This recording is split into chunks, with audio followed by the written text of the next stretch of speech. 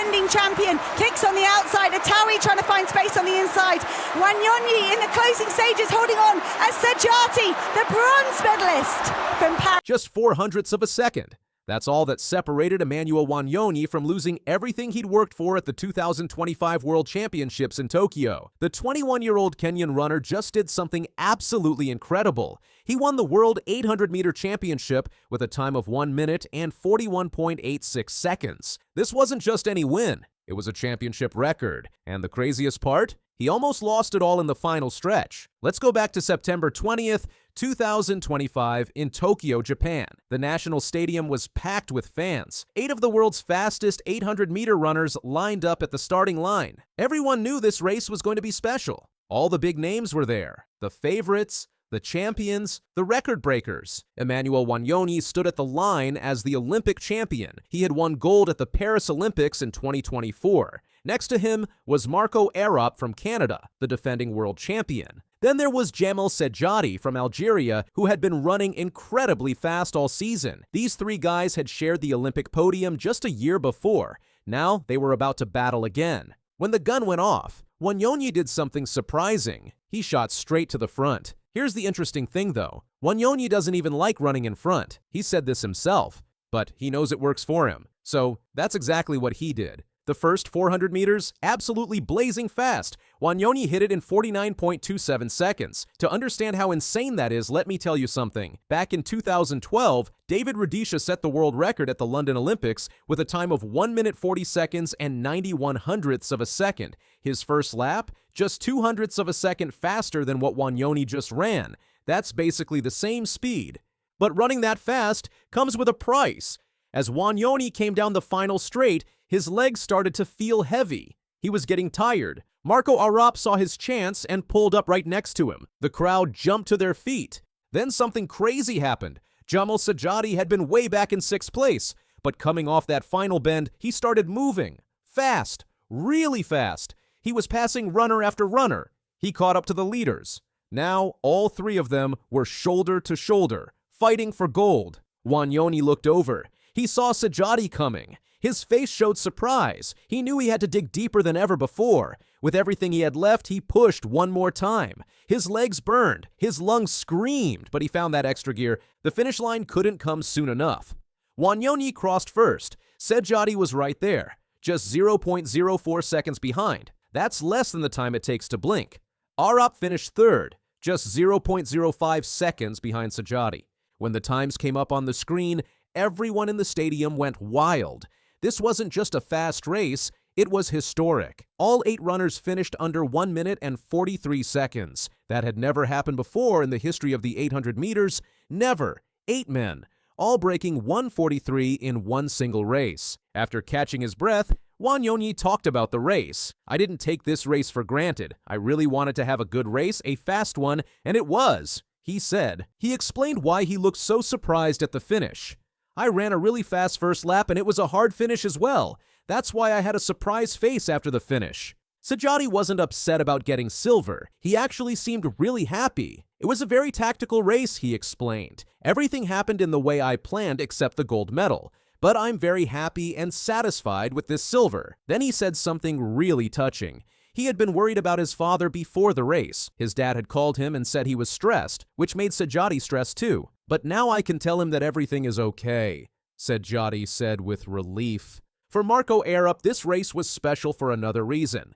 It was his birthday. He turned 27 that day. "I came up with some hardware on my birthday," he said, talking about his bronze medal. He admitted the last few months had been challenging, but he was happy to be back racing at 100%. Arop also pointed out something impressive about himself. 4 medals in the last 4 major global championships is the kind of consistency we strive for. But let's talk about who Emmanuel Wanyonyi really is, because his story is absolutely unbelievable. Wanyonyi grew up in a place called Trans Nzoia County in Kenya. His family was very poor. He had 11 brothers and sisters. That's 12 kids total in one family. When Emmanuel was just 10 years old, he had to leave school. Not because he wanted to, but because his family needed help. So what did a 10-year-old Emmanuel do? He became a cattle herder. For almost 4 years, he spent his days watching over cows and cattle. Most of his brothers and sisters never even got to go to school.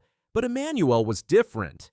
In his free time, while watching the animals, he would run around a school track near his home. One day, a teacher noticed him.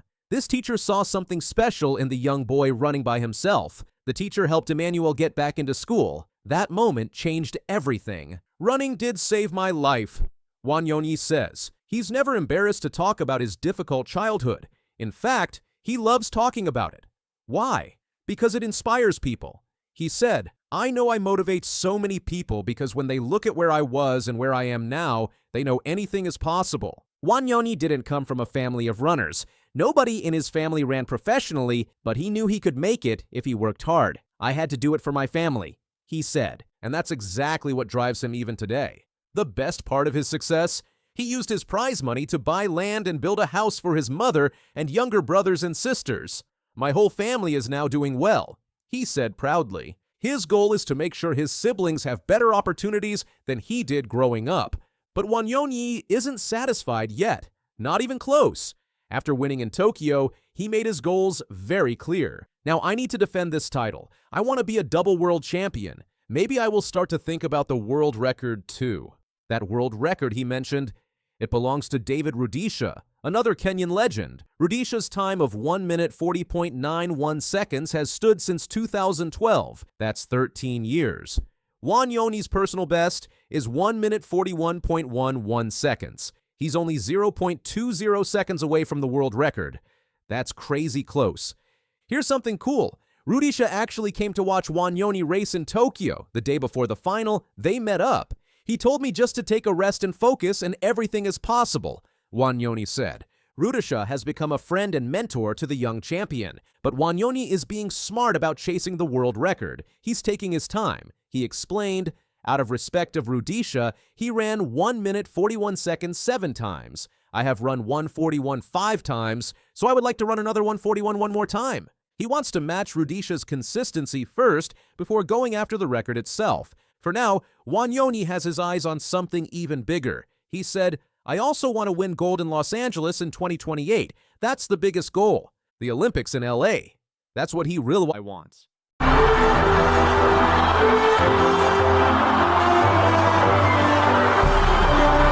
A 16-year-old just broke a record that stood untouched for nearly 3 decades. Chen Yujie walked into the 100-meter final as an underdog and walked out as history's newest name. One burst of speed, one finish line, and the entire athletics world is talking. On Monday night, November 17th, 2025, in Guangzhou, something extraordinary happened on the blue track. The 15th National Games was hosting its marquee event, the women's 100-meter final. And while 34 gold medals were awarded that day, this race stole the spotlight with the loudest cheers of the entire competition. Chen Yujie from Zhejiang province, who won't even turn 17 for another month, lined up in lane 7. When the gun went off, she had what looked like a slow start. But here's where it gets interesting. By the time she hit the 50-meter mark, Chen had caught up with the chasing pack, and then she just exploded. She crossed the finish line in an absolutely blistering 11.10 seconds with a legal wind reading of plus 0.7 meters per second. To put this in perspective, that time didn't just win her the gold medal, it shattered the Asian under-20 record of 11.17 seconds, a record that had stood untouched since 1997. That's 28 years of athletes trying and failing to break it. Chen also claimed the Chinese U20 record and posted the 4th fastest U18 100-meter time in history. The margin of victory? A massive 0.27 seconds ahead of the silver medalist. In sprinting terms, that's an eternity. Wei Yongli from Guangxi took silver in 11.37 seconds, while Shi Lingqi from Anhui grabbed bronze in 11.38 seconds. Now, some might point out that established stars like Gei Mangqi and Liang Shaojing weren't in the race, which made Chen's path a bit easier. But let's be real, you can only beat who's in front of you, and Chen did that with authority. After the race, the teenage sensation was refreshingly calm about her historic achievement. "I finally executed the technique I've been working on for so long," she said. "I felt very relaxed." That kind of composure from a 16-year-old on the biggest domestic stage in Chinese athletics? That's special. She credited her success to calm nerves and cleaner form, showing a maturity beyond her years. So where does Chen rank among the all-time great young sprinters? Only one U18 female athlete in history has broken the 11-second barrier. American sprinter Candace Hill, who ran 10.98 seconds at age 16, a time that remains her personal best to this day. The only other U18 athletes faster than Chen are Jamaican Olympians Brianna Williams and Tina Clayton, who just became the newly crowned world 100-meter silver medalist. That's an elite company. What makes Chen's achievement even more remarkable is the technical evolution we're seeing in her running.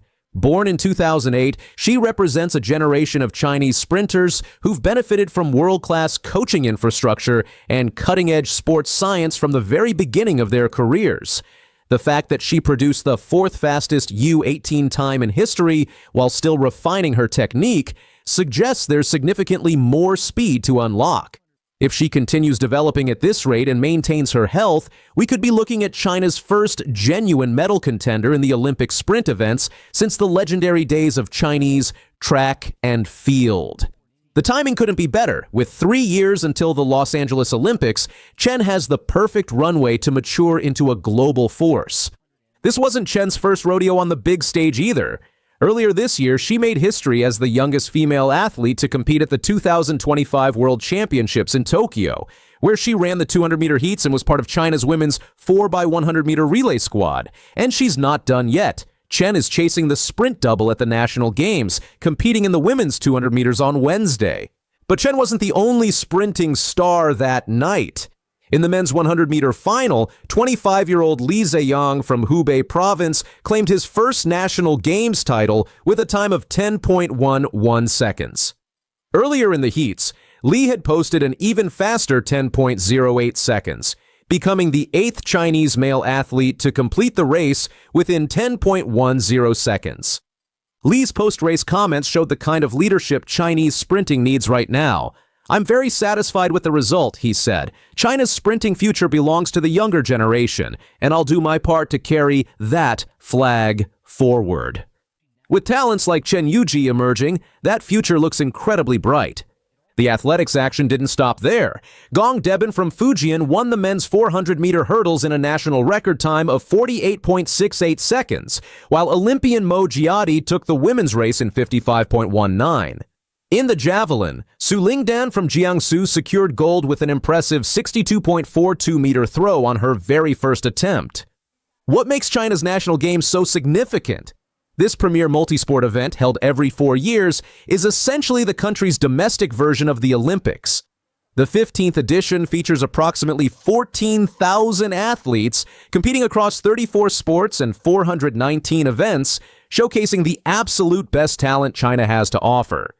It's where futures are made and legends are born, and on this Monday in Guangzhou, Chen Yujie proved she's ready to be both. With a 4 flat, and she's got the edge, but Paulino's coming back.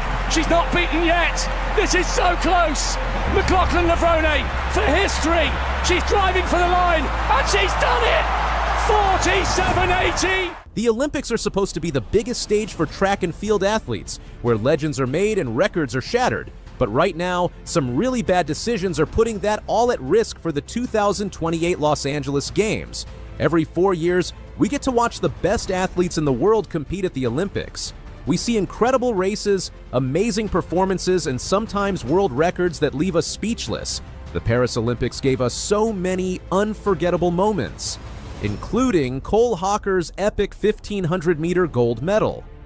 That race was absolutely incredible. Now, you would think that with such a huge event, the people organizing it would carefully plan everything out. They should make sure the schedule works well for the athletes, right? Well, that's not what's happening.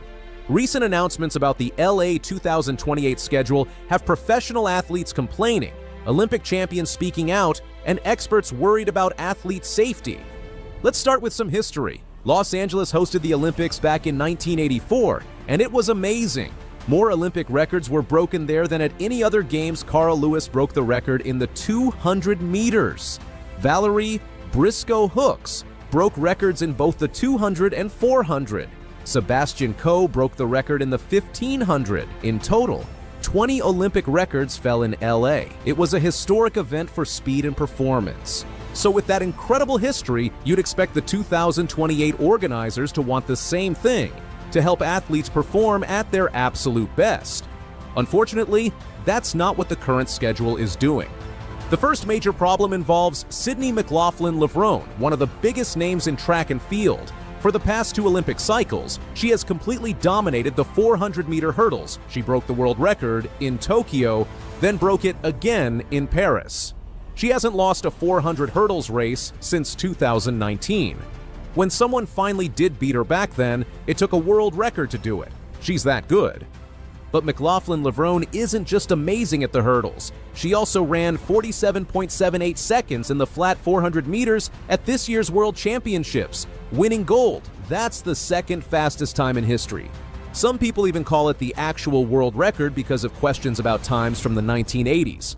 For months now, Sydney and her coach Bob Kersey have talked about winning both the 400 and the 400 hurdles at the LA Games. This would be historic. No athlete in history has ever won both events at the same Olympics. It's incredibly hard to do, but if anyone can, it's McLaughlin-Levrone. Here's the problem. The current LA 2028 schedule makes this double nearly impossible. On Tuesday, July 18th, she would have to race in both events. Then on Thursday, July 20th, things get really bad. She would need to run the 400 hurdles semifinals and then just 1 hour later, run the 400-meter final. 1 hour. That's barely enough time to cool down, let alone recover and prepare for an Olympic final. Athletes need to be at 100% to compete at that level, not worried about getting injured. This Thursday session is especially dangerous. And think about what we're missing out on. McLaughlin-Levrone in an Olympic final is basically a guaranteed world record. This would happen on home soil in front of a packed stadium. We might not see an opportunity like this again for decades. Some people say she could still pull it off with this schedule, but honestly, the risk of injury seems way too high compared to the reward of winning both golds. This is a huge mistake that needs to be fixed. But wait, there's an even bigger problem. The women's 100 meters is scheduled to be completed in a single day. That means the fastest women in the world would have to run 3 races, the opening round, the semifinal, and the final, all within about 12 hours. This is a terrible idea. Running 3 rounds in one day increases the injury risk dramatically. Athletes can't fully rest between races, and the chances of seeing a super fast time go way down because everyone's tired.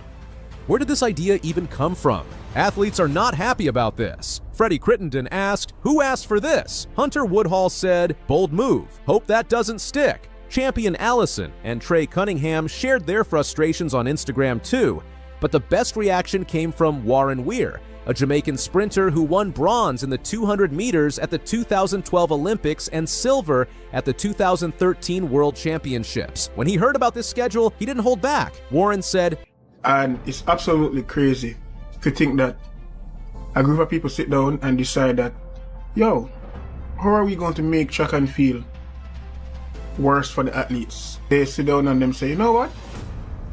Let's start with the females. Let's make them run all rounds one day. He then talked about an article he saw. The article quoted Janet Evans, the LA 28 chief athlete officer, saying, "We spoke at length with my athlete commission and it was a largely positive conversation," said the LA 28 chief athlete officer.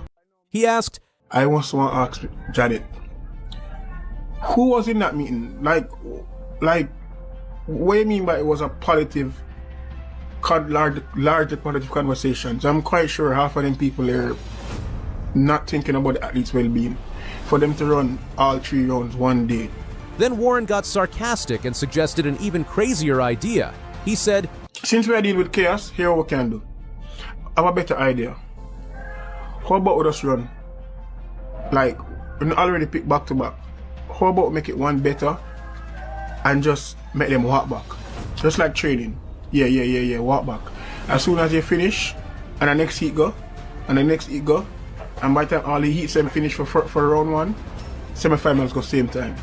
And after semi-final done, you walk back to the start and we'll make the finals just run same time. What about that? That would be much better.